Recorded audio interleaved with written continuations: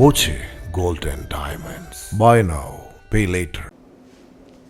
Palakkad Kollengode beverages ഔട്ട്ലെറ്റിലെ മോഷണത്തിൽ മുഖ്യപ്രതി അറസ്റ്റിൽ. കൊല്ലങ്കോട് സ്വദേശി ശിവദാസനെയാണ് അറസ്റ്റ് ചെയ്തത്. കേസിൽ ഇന്നലെ കൊല്ലങ്കോട് നെന്മേനി സ്വദേശി രവിയെ അറസ്റ്റ് ചെയ്തിരുന്നു. മറ്റൊരു പ്രതിയായ രമേശിനായി അന്വേഷണം ഊർജിതമാക്കിയിരിക്കുകയാണ്. കൊല്ലങ്കോട് ബസ് സ്റ്റാൻഡിന് സമീപത്തുള്ള ബിവറേജസ് കോർപ്പറേഷന്റെ മദ്യവിൽപ്പന കേന്ദ്രത്തിൽ വെള്ളിയാഴ്ച പുലർച്ചെ 2:30 കൂടിയാണ് മോഷണം നടന്നത്.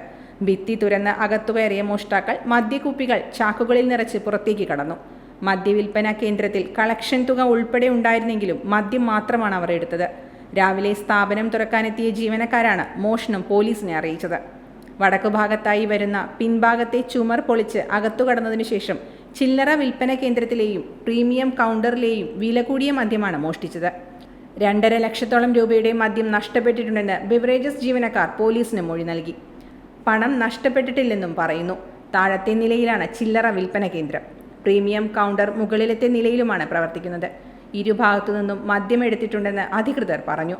ബിവറേജസ് കോർപ്പറേഷനിലെ CCTV ദൃശ്യത്തിൽ ഒരാൾ മാത്രമാണ് പതിഞ്ഞതെങ്കിലും വിശദമായ അന്വേഷണത്തിലാണ് സംഘത്തിൽ 3 പേരുണ്ടെന്ന് വ്യക്തമായത്.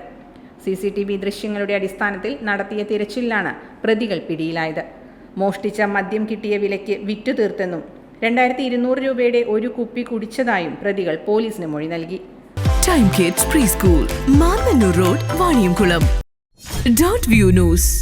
കാഴ്ചകളാണ് ലോകം, കണ്ടു തുടങ്ങുക.